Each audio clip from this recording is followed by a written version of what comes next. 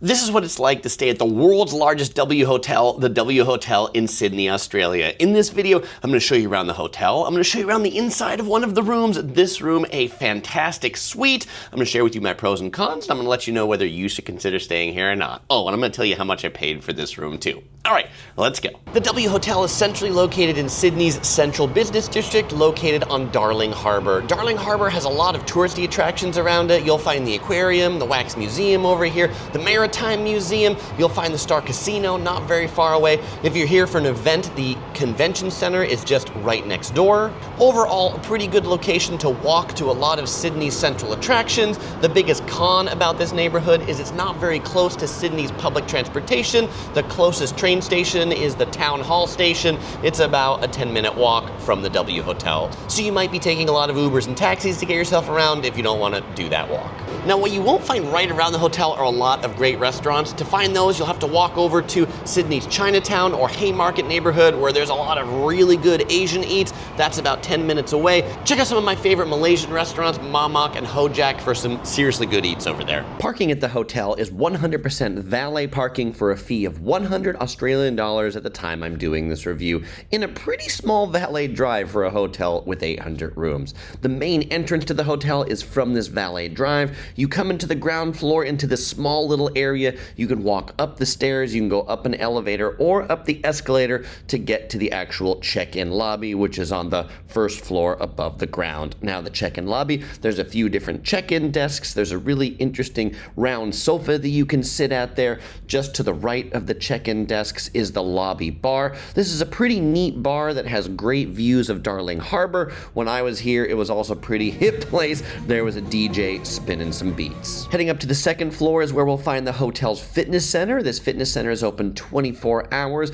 nicely appointed, but small for such a big hotel. On the second floor is also the hotel's spa. They also do manicures and pedicures, and they've got a little interesting kind of like coffee bar up here too. Now, heading up to the third floor takes us to the restaurant called BTWM. I think that's pronounced between, because it's between two different roads that run on either side of the hotel. This is the hotel's breakfast buffet. It's also a dinner buffet. If you're a Marriott Elite member, you can choose breakfast as your welcome amenity at this restaurant. Out in front of the restaurant is also a dessert bar where you can get some desserts in the evening. On level 22 is one of two swimming pools at the hotel. This is the indoor 24-hour swimming pool. This is the smaller of the two pools, but it's indoors, so it's heated. You can be in here all the time. The air was nice and fresh. It didn't smell too chlorinated, and you've got great views of Sydney in the background, but wait till we get to the rooftop pool.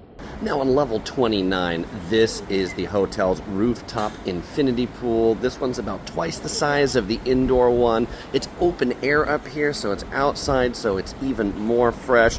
If you want to get here and actually do some laps in it, like the girl in it right now, get here early before it gets too busy. It's open from like 6 a.m. to 6 p.m., but yes, once people start waking up, have their breakfast, get into lunch, it gets quite busy, and then it's not very peaceful anymore. And they've got lots of great seats around the pool, comfy, padded, and you don't need to pay any extra for them. They're not cabanas or anything. They're just seats. It closes early because the hotel's rooftop bar is right next to it on floors 29 and 30, so in the evenings you can enjoy that bar and the 22nd floor indoor pool. There's a few notable things in the same building, but actually outside the hotel. So just out on the corner, there's a gelato restaurant. Next to that is a cafe. Around the corner is an IMAX movie theater. Just to the side of that is a gongcha where you can get some boba tea. If you've got kiddos, they'll probably enjoy the carousel that's over here and the children's playground that's illuminated at night. Now that we've seen everything around the hotel, let's check out the inside of one of the rooms. This is room 2106, a fantastic suite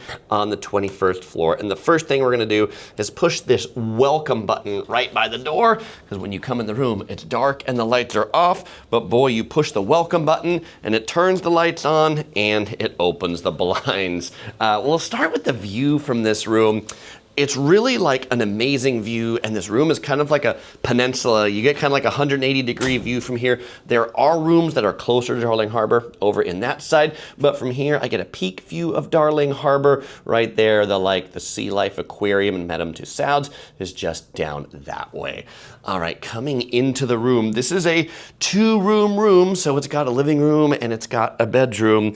In the living room, you can see there's the mini bar right here. Actually, I wouldn't even call this a mini bar. I would call this the bar in the room. That's a cool one. TV right next to it, but on the bar, you know, none of these things are complimentary. You're gonna pay for all of these things in here except for the complimentary bottles of water. There's a coffee machine. In here, there are complimentary teas, a big selection, and coffees. Things you have to pay for include the hat and socks. That's a first. I've never seen socks in a minibar before.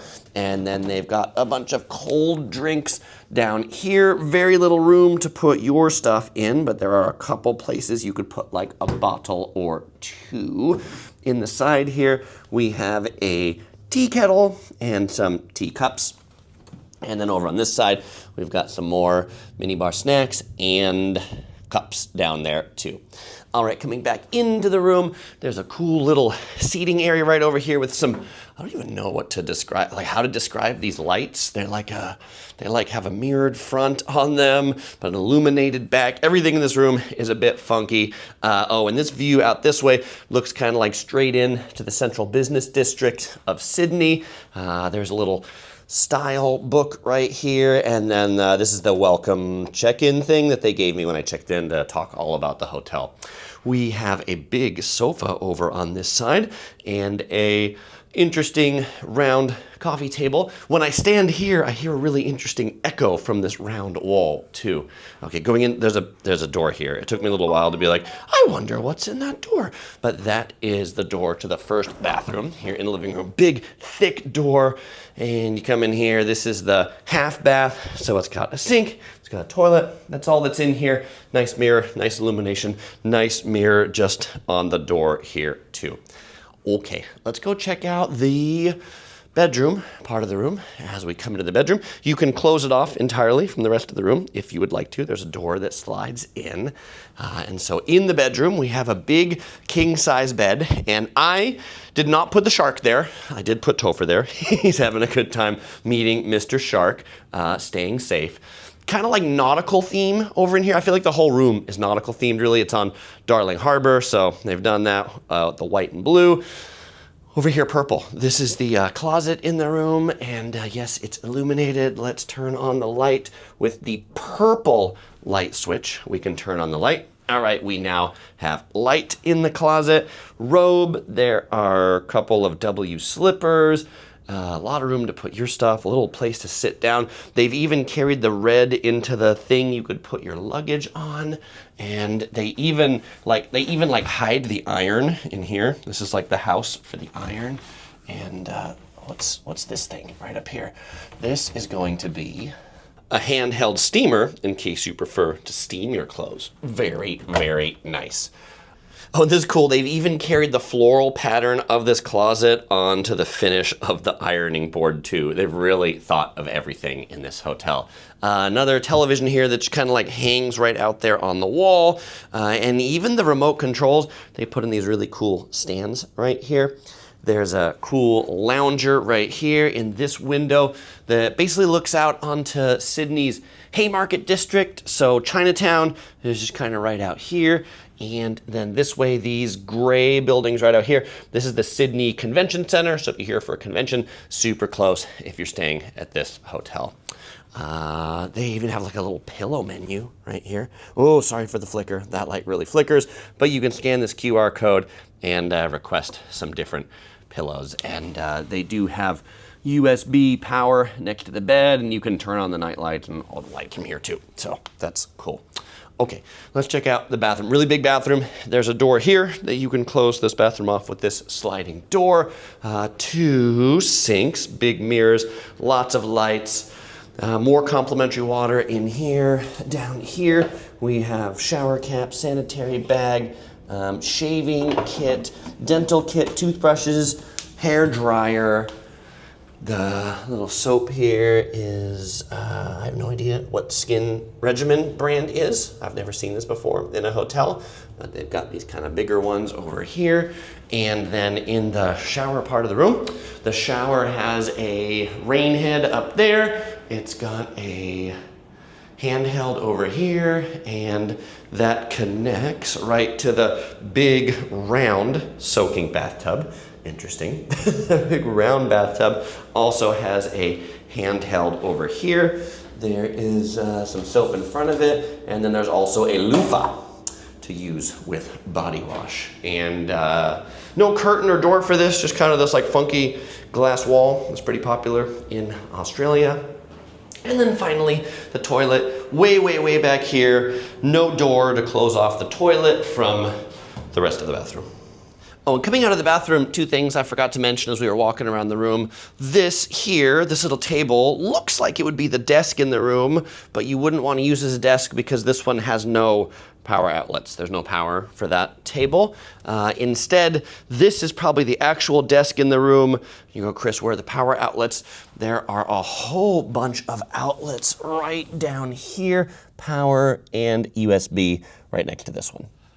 Well, all right, fellow explorers, if you watch my hotel reviews regularly, you'll now know it's time where I do the hotel review, and I'm joined by Topher the Shark. Topher the Shark! I'm not joined by Topher the Shark. I'm joined by Topher, my traveling panda, who helps me review hotels on a scale of 1 to 5 Tophers. And so, Topher, how many Tophers is the W Sydney Hotel gonna get? It's gonna get what? It's gonna get what? It's gonna get 4.5 Tophers. That's our rating based on our experience, and the price that we paid that we're gonna tell you as we go through might be different for you, and so we'll talk about that as we go through here. All right, so first you need to know the price we paid to make this all make sense. And so I was here for one night in January of 2025, and I paid 400 Australian dollars booking the cheapest room in the hotel and was upgraded to this suite right here as a Marriott Titanium member. 400 Australian dollars goes for about 250 US dollars at the time I'm making this video. If you want to book this suite outright, the cash rate for this suite was about 400 US dollars. I still think a pretty reasonable rate for such a big room. And the breakfast at the buffet as a Marriott Titanium member was included, and that was a really solid breakfast, but we're gonna come back to that in a moment. All right, pros. First pro, everything's new at this hotel, so it's really nice, it's really sharp. The people, great service. I think they're like happy and excited to work in a new hotel. I usually find that to be the case. People who work in new hotels or like super old classic hotels usually are the most excited about working there. Certainly for me, the upgrade to the suite was amazing. You certainly can't guarantee that. I think because, you know, like I'm a elite Marriott member and I wasn't here very long, so the upgrade, they're like, well, you're only here one night, so we can sell it maybe tomorrow night. But really great views from this hotel. They've done a great job soundproofing it too. I didn't hear any of the road noise while I was sleeping. I don't know if that'll be the case when you're down lower, but I felt like even at breakfast in the between restaurant, I wasn't hearing the road noise, so I slept very, very well. The bed was comfortable. Bathrooms are nice. I personally love all the tech in the room. I love that like the blinds open and close when you push the buttons. I think that could be a con for some people because the lights are a little bit fiddly, like to turn on the lights when you push your button. When you push the button and you hold it, like they dim or they undim. And so it does take a little bit getting used to understanding how to just control all the stuff in the room. The hotel amenities are pretty cool. There's lots of different like little bars and nooks and crannies to like hang out if you don't want to hang out in your room. And that rooftop swimming pool, when it's not very busy early in the morning, is really cool. Another pro is definitely the breakfast, particularly for Marriott Elite members, because if you're a Marriott Elite member, you can select the breakfast as your welcome amenity. And it was a really good breakfast. It wasn't a cheap continental breakfast with just a coffee and, you know, a couple bagels. It was a full-on breakfast spread with lots of baked goods, lots of great fruit and juices, lots of hot items, and you could order eggs any way you want to. You do have to order the eggs from the server at your table, but then they bring them to you. I got the Eggs Benedict, and it was quite delicious. And also the view sitting at that restaurant, it is kind of neat just to be like right alongside of the road and then look out at Darling Harbor. I think their concept of kind of like calling it between and like leaning into the fact that they're right next to the road instead of looking at it as a drawback of the restaurant was a neat way to use that feature. I also really like the location in Darling Harbor right here, which I think could be a pro or a con. I'm partial to it because I like that it's close to Chinatown and I like all of the food over there. Once I'm done with the day, I know I've got really tasty, inexpensive food that I can just walk over to. But going into the cons, some people say they don't like Darling Harbor because it's too touristy and it's too cut off from the public transportation. It is a bit of a walk from the town hall station, or it's a bit of a walk from the light rail in Chinatown. So if you're coming to the airport and you're taking the airport train, just plan for a 10-minute walk with your luggage if that's what you're doing. If you're taking an Uber or taxi, not a big deal. Going to the next con, the fact that it's all valet parking and there's no self-parking option. I prefer self-parking, and the rate of 100 Australian dollars a night, while it seems very high, seems to be the going rate for parking your car in a hotel in Sydney's central business district. The smallness of the valet parking area, that is definitely a con. Now, another con is that this is a big hotel. It's got over 800 rooms, and so there are things that come with big hotels, like lines to check in, like lines to drop off your valet car, lines to pick up your valet car, lines to check in for breakfast. So if you're looking for the small boutique hotel experience with no lines, this isn't gonna be it, but I felt like they processed them pretty quickly, given how many people are here. And I certainly talked about the pools in a positive light, but the con of that is that if you're gonna be here when the hotel's busy and it's full, those pools are probably gonna be quite full because they're quite small for such a big hotel. So again, definitely try to use them during off hours. So the question is, would we stay here again? Well, if we got this same price of about $250 US, we absolutely would. It was a really great deal for that price. I know the prices fluctuate a lot, so you'll have to make that decision for you based upon the price when you're coming. If you are coming to Sydney, you might enjoy my Sydney travel guide right here. It's got everything you need to know coming to Sydney in it. If you want to check out some other hotels, another one in Darling Harbor is the Hyatt Regency. I like that one. And my favorite location of a hotel is the Marriott Circular Quay. You can check out my review of that hotel right here. And fellow explorers, as usual, we won't say goodbye because we're gonna see you in the next video.